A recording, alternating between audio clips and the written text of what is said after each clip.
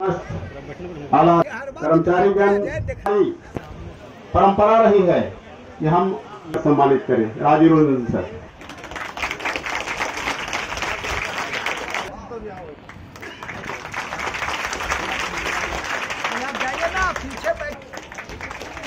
तालियां बजती रही। अब मैं आमंत्रित करता हूं कि वेलकम स्पीच। मेरे सभी सम्मानीय साथियों, विशेष अवसर हमारे लिए अत्यंत गर्व का विषय है। हम सब यहाँ एकत्र हुए हैं हमारे रेलवे स्टेशन के नवीनीकरण और उन्नयन के दिशा में सम्मानीय सांसद महोदय का, जिनके मार्गदर्शन और प्रयासों से यह सपना साकार हो रहा है। आइए हम सम्मानीय सांसद महोदय का स्वागत करें। धन्यवाद। खवाड़े सर को मंच पर आमंत्रित करता हूँ। सुनील खवाड़े। महसमारा हॉल्ट के ऐतिहासिक शिलान्यास कार्यक्रम में यहाँ उपस्थित हमारे आसनसोल मंडल के डीआरएम सर और विकास पुरुष, जो कि हर क्षेत्र में जब से ये गोड्डा में आए हैं वो विकास करते ही जा रहे हैं और इनकी भूख अभी तक नहीं मिटी है। खैर इस समय मैं बात करूंगा बाद में, लेकिन वैसे सांसद हमारे लोकप्रिय डॉक्टर निशिकांत दुबे जी, यहाँ मंच पर उपस्थित हमारे गांव के अभिभावक गिरधारी मंडल जी, उपस्थित सुशील महता, मुखिया प्रतिनिधि और तमाम पत्रकार बंधु और यहाँ माताओं, बहनों और भाइयों, आज का दिन महसमारा के लिए ये बहुत खास है, क्योंकि ये आज जो होने जा रहा है शिलान्यास महसमारा हॉल्ट का, ये ऐतिहासिक पल है। ये 1913 में मुझे याद है, जब हम सांसद महोदय के साथ गोड्डा से आ रहे थे तो मोहनपुर जब क्रॉस कर रहे थे तो मैंने इनको कहा कि सर एक महसमारा में रेलवे क्रॉसिंग है, खतरनाक है, वहां पर एक फाटक दिला दीजिए। तो उधर से आके ये कुछ नहीं बोले, गाड़ी चलाते रहे, आके वहां हटा तो ओवरब्रिज पर रोक दिए और निरीक्षण वहीं से ऊपर से निरीक्षण किया और इन्होंने कहा कि भाई जी अगर यहाँ हॉल्ट बनवा दे तो कैसा रहेगा, हम हॉल्ट बनवा देते हैं। तो फिर मेरी मांग इनसे थी रेलवे फाटक की, और इन्होंने ये जो हॉल बन रहा है इसमें मेरी कोई भूमिका नहीं। फिर उस दिन के बाद एक दो बार जरूर मैं घर से बात करवाया।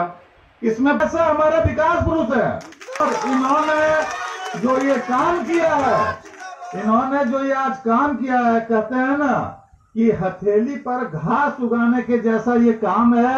आपको जन्म दिया है, उस माँ के नाम में एक जोरदार ताली हो जाए।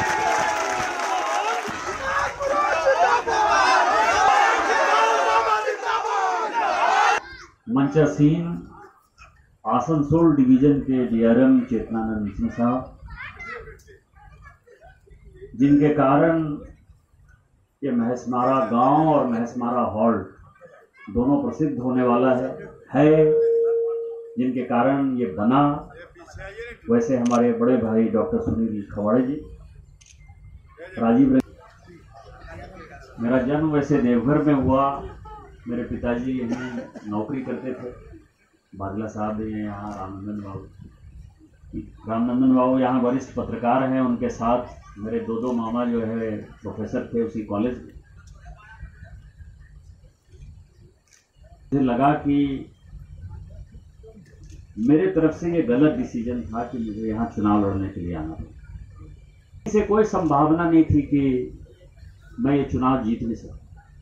पहले शख्स ने हाथ थामा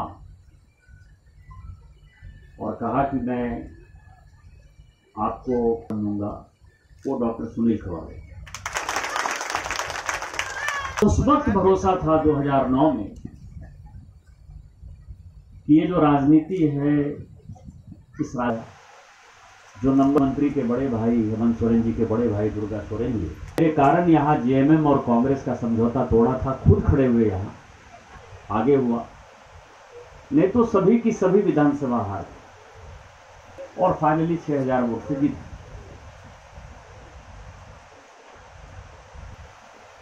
मुझे किसी की कभी कोई परवाह नहीं, जो आता है वो मैं करता हूं, मेरे मन में जो आता है वो मैं बोलता हूं।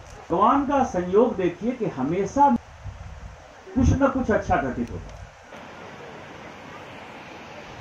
अब आप समझिए कि मैं पिछले 7-8 साल 9 साल से लगातार इसके लिए प्रयास कर रहा था, लेकिन चेतनानंद जी की एक खासियत है तो और पहला ऐसा डीआरएम मैंने अपने जीवन में देखा जिसको कि मंच माइक नहीं लेना है। कभी भी आपने डीआरएम साहब को भाषण देते हुए नहीं,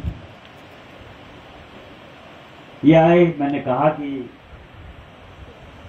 मेरा इतने बने से एक और बन रहा है, रामनंदन बाबू और आलोक मलिक साहब, आप लोग सब जा रहे थे, तो मैंने कहा था मोहनपुर स्टेशन से ये त्रिकुट वाला जो है बड़ा अच्छा सीनरी है, तो त्रिकुट हॉल्ट भी बना है।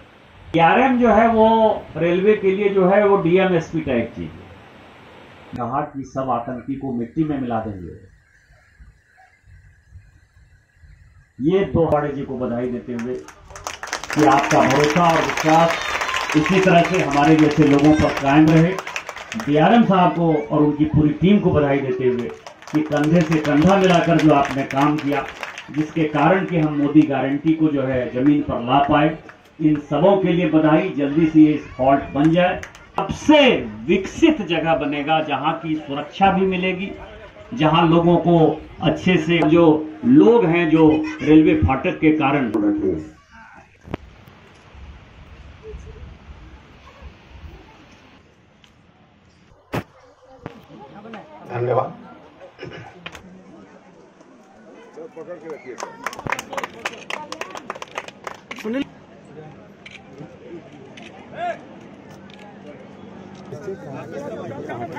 नमः सरस्वत्यै नमः वे श्री गुरु चरण कमलेभ्यो अष्टांगतो विवाजते पुंडरीकाक्षः देवाजत्रानस्य कराज नमः ओम उमा महेश्वराभ्यां नमः विष्णुः नमः वाराह कल्पे